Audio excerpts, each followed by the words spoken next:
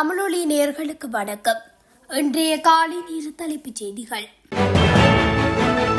இலங்கை மின்சார சபை உத்தியோகபூர்வமாக கலைக்கப்பட்டு அதன் பணிகள் மற்றும் பொறுப்புகள் நேற்று முதல் 6 தனித்தனி நிறுவனங்களுக்கு மாற்றப்பட்டுள்ளதாக அறிவிக்கப்பட்டுள்ளது. மின்சார சபையை மறுசீரமைக்கும் திட்டத்தின் கீழ் நேற்று நள்ளிரவுடன் இலங்கை மின்சார சபை எனும் கட்டமைப்பு முடிவுக்கு வந்ததை தொடர்ந்து இந்த மாற்றம் ஏற்பட்டுள்ளது. இதன் மூலம் 1969 ஆண்டின் 17ஆம் இலக்க இலங்கை மின்சார சபை சட்டம் ரத்து செய்யப்பட்டதுடன் ஒரு நிறுவன அலகாக இலங்கை மின்சார சபை சட்டப்பூர்வமாக கலைக்கப்பட்டுள்ளது. இதற்கமைய அத்தியாவசிய பொருட்களை இறக்குமதி செய்வதில் உள்ள தடைகளை நீக்குவது குறித்து பேச்சுவார்த்தைகள் தொடங்கப்பட்டுள்ளதாக அமைச்சர் கூறியுள்ளார். மேலும் ஏப்ரல் இறுதி வரை எந்த பிரச்சனையும் இல்லாமல் அரசாங்கத்தால் எரிபொருளை வழங்க முடியும் என்று உறுதியளித்துள்ளார். எந்த ஒரு நியாயமான காரணமின்றி தம்மை குற்றப்புலனாய்வு திணைக்களம் பயங்கரவாத தடுப்பு சட்டத்தின் கீழ் தடுத்து வைத்துள்ளமைக்கு எதிராக கிழக்கு மாகாண முன்னாள் முதலமைச்சர் பிள்ளையான் எனப்படும் சிவனேசுத்துறை சந்திரகாந்தன் தாக்கல் செய்த அடிப்படை உரிமைகள் மனுவை விசாரிக்க திகதியிடப்பட்டுள்ளது. இந்த மனு உயர் நீதிமன்றத்தில் விசாரணைக்கு எடுத்துக் கொள்ளப்பட்டது. இதன்போது முன்வைக்கப்பட்ட சமர்ப்பணங்களை 3 பேர் கொண்ட நீதியரசர்கள் ஆயம் பரிசீலித்தது. இதன்படி அந்த மனுவை எதிர்வரும் 18ஆம் தேதி விசாரணைக்கு அழைக்குமாறு உத்தரவிட்டுள்ளது. ரியாத் மற்றும் துபாய்க்கான தமது அன்றாட விமான சேவைகளை மீள ஆரம்பிப்பதாக ஸ்ரீலங்கன் ஏர்லைன்ஸ் அறிவித்துள்ளது. மத்திய கிழக்கில் நிலவும் சூழ்நிலையை தொடர்ச்சியாக கண்காணித்து அதன் அடிப்படையில் பயணிகளின் பாதுகாப்பு மற்றும் நலனிற்கு முன்னுரிமை அளித்து இந்த நடவடிக்கை எடுக்கப்பட்டுள்ளது. இதன்படி நேற்றிரவு ரியாத்திற்கு 1 முதல் துபாய்க்குமான விமான சேவைகள் இடம்பெற உள்ளன. வளைகுடா போரால் மத்திய கிழக்கின் முக்கிய எண்ணெய் உற்பத்தியாளர்கள் தமது உற்பத்தி அளவை குறைத்துள்ளதை அடுத்து சர்வதேச அளவில் சந்தையில் மசகு எண்ணெய் விலை பாரிய அளவில் அதிகரித்துள்ளது. இதன்படி ஒரு பீப்பாய் மசகு எண்ணெயின் விலை $100 கடந்துள்ளதாக சர்வதேச ஊடகங்கள் செய்தி வெளியிட்டுள்ளன. ஈரான் மீது அமெரிக்கா மற்றும் இஸ்ரேல் முன்னெடுத்துள்ள போர் நடவடிக்கைகள் காரணமாக உலகின் மிக முக்கியமான கடல் போக்குவரத்து பாதையான கார்முஸ் ஜலசந்தி முடக்கப்பட்டுள்ளது. இந்த திடீர் விலை உயர்வு காரணமாக ஏனைய நாடுகளிலும் எரிபொருள் விலை மற்றும் அத்தியாவசிய பொருட்களின் விலைகள் அதிகரிக்க அபாயம் ஏற்பட்டுள்ளதாக சுட்டிக்காட்டப்பட்டுள்ளது. மாகாண சபை தேர்தலை நடத்தும் முறைமை குறித்து ஆராய நியமிக்கப்பட்டுள்ள விசேட தெரிவுக்குழு எதிர்வரும் 3 மாத காலத்துக்குள் தனது அறிக்கையை சமர்ப்பிக்குமாயின் இந்த ஆண்டுக்குள்ளேயே தேர்தலை நடத்த முடியும் என தேர்தல்கள் ஆணைக்குழுவின் தலைவர் RMAL ரட்நாயக்க தெரிவித்துள்ளார். மாகாண சபை தேர்தல் தொடர்பில் நிலவும் இழுபறிகள் குறித்து ஊடகங்களிடம் கலந்துரைக்கும் போதே அவர் இதனை குறிப்பிட்டுள்ளார். இந்த வருடத்தின் கடந்த 2 மாத கால பகுதியில் மாத்திரம் இலங்கையில் இடம்பெற்ற வீதி விபத்துகளினால் 400க்கும் மேற்பட்டோர் உயிரிழந்துள்ளதாக போலீஸ் தலைமையகம் விடுத்துள்ள அறிக்கையில் தெரிவிக்கப்பட்டுள்ளது. ஜனவரி 1ஆம் தேதி முதல் மார்ச் மாதம் 2ஆம் தேதி வரையிலான காலப்பகுதியில் பதிவான விபத்துகள் தொடர்பான தரவுகளிலேயே இந்த அதிர்ச்சி தகவல் வெளியாகியுள்ளது. இந்த காலப்பகுதியில் நாடளாவிய ரீதியில் மொத்தமாக 3600க்கும் மேற்பட்ட வீதி விபத்துக்கள் பதிவாகியுள்ளன. அதில் மிக மோசமான 405 விபத்து சம்பவங்களில் சிக்கி 422 பேர் உயிரிழந்துள்ளனர். 866 விபத்து சம்பவங்கள் பாரதூரமானவை என அடையாளப்படுத்தப்பட்டுள்ளன. தொடர்ச்சியாக அதிகரித்து வரும் வீதி விபத்துக்களை கட்டுப்படுத்துவதற்கும் பெறுமதியான மனித உயிர்களை பாதுகாப்பதற்கும் வாகன சாரதிகள் பாதசாரிகள் வீதி ஒழுங்குமுறைகளையும் பாதுகாப்பு நடைமுறைகளையும் முறையாக பின்பற்ற வேண்டும் என்று போலீஸ் அதிகாரிகள் வலியுறுத்தியுள்ளனர். அதிக வெப்பநிலை, வெப்ப வெடிப்புகள், எரிச்சல் மற்றும் பூஞ்சை தொற்று போன்ற பொதுவான தோல் நோய்களை ஏற்படுத்தும் என சுகாதார நிபுணர்கள் பொதுமக்களை எச்சரித்துள்ளனர்.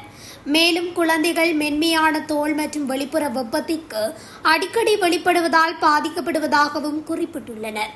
நாட்டில் நிலவும் வெப்பமான வானிலை காரணமாக குழந்தைகளிடையே தோல் பிரச்சினைகள் மற்றும் நீரிழப்பு அதிகரிக்கும் என்று சுகாதார அதிகாரிகள் எச்சரித்துள்ளனர்.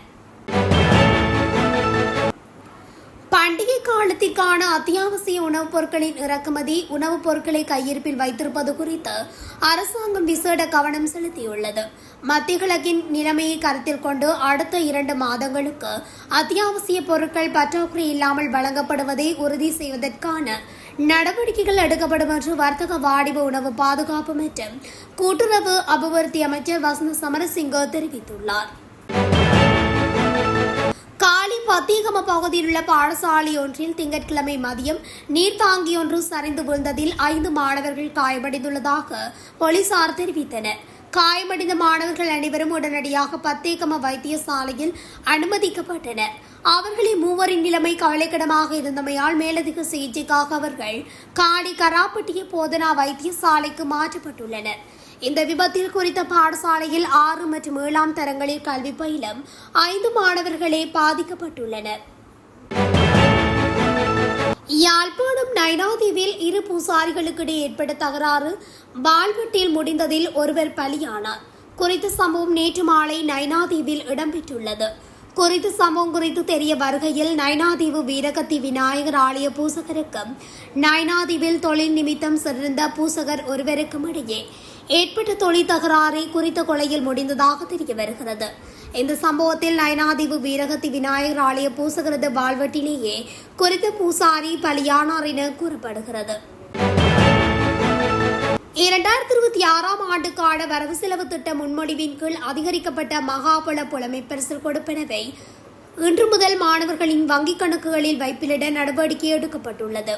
இதன்படி ஜனவரி மாதத்திற்குரிய 10,000 ரூபாய் இவ்வாறு வைப்பிலிடப்படும் என லலித் அதுலத் முதலி மகாபல உயர்கல்வி புலமை பரிசில் அறக்கட்டளை நிதியத்தின் தலைவர் ஓய்வு பெற்ற நீதியரசர் விஜித் மெலல்கொட தெரிவித்துள்ளார். இதற்கு முன்னர் 7,500 ரூபாவாக இருந்த இந்த கொடுப்பனவு தற்போது 10,000 ரூபாவாக அதிகரிக்கப்பட்டுள்ளது. மகாபுல புலமை பரிசில் கொடுப்பனவானது மகாபுல நம்பிக்கை நிதியம் மற்றும் பல்கலைக்கழக மானியங்கள் ஆணைக்குழுவூடாக துறை சிறியினால் கூட்டாக நிதியளிக்கப்படுகின்றது. மேலும் 2025 ஏப்ரல் மாதம் முதல் 2026 ஜனவரி வரையான காலப்பகுதிக்குள் மகாபுல புலமை பரிசில் கொடுப்பனவு 2 முறை திருத்தப்பட்டுள்ளது. பாணந்துறை பின்பத்த பகுதியில் ரயில் தண்டவாளத்தில் நடந்து சென்ற வெளிநாட்டவர் ஒருவர் ரயிலில் மோதி உயிரிழந்ததாக போலீசார் தெரிவித்தனர். இந்த விபத்தில் சிறு குழந்தை உட்பட மேலும் 3 பேர் காயமடைந்த நிலையில் வைத்தியசாலையில் அனுமதிக்கப்பட்டுள்ளனர். உயிரிழந்தவர் சுமார் 70 வயதுடைய பிரித்தானிய பிரஜை என்று பின்பத்த போலீசார் தெரிவித்தனர். 2 சுற்றுலா பயணிகளுடன் 2 இலங்கையர்களும் ஒரு சிறு குழந்தையும் அந்த பகுதிக்கு அருகிலுள்ள கடற்கரைக்கு சென்று பாலத்தை பார்த்து கொண்டிருந்தனர். பெலியத்தவிலிருந்து கண்டி நோக்கி செல்லும் எக்ஸ்பிரஸ் ரயில் கடந்து சென்ற போது பதற்றமடைந்த குழு ரயில் பாதையை விட்டு வெளியேற முயன்ற போது விபத்தில் சிக்கினர். வெளிநாட்டு பிரஜை ரயிலின் மோதி பின்பத்த கால்வாயில் விழுந்து சம்பவ இடத்திலேயே உயிரிழந்தார்.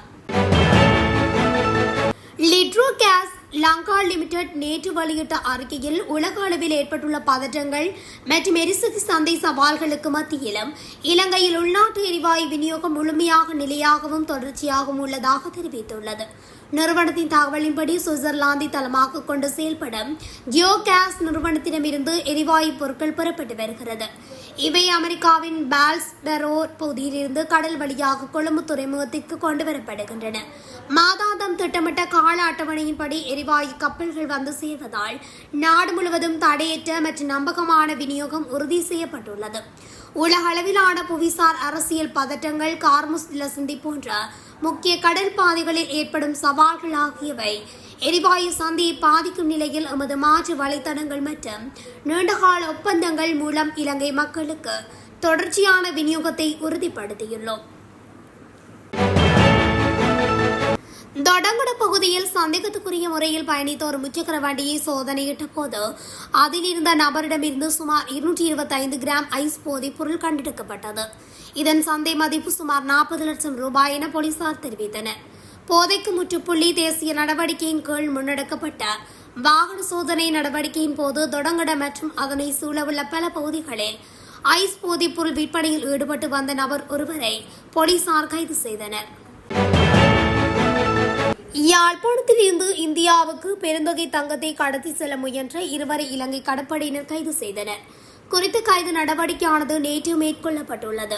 மாதகல் கடல் வழியாக இந்தியாவிற்கு படகொன்றில் தங்கம் கடத்தி செல்லப்படுவதாக கடற்படையினருக்கு கிடைத்த ரகசிய தகவல் வழங்கப்பட்டுள்ளது. இதனையடுத்து குறித்த படகினை கடலில் வழிமறைத்து கடற்படையினர் சோதனையிட்ட வேளை படகிலிருந்து 6 கிலோ 85 கிராம் தங்க கட்டிகளை மீட்டுள்ளனர். அத்தோடு படகில் இருந்த இருவரையும் கடற்படையினர் கைது செய்தனர்.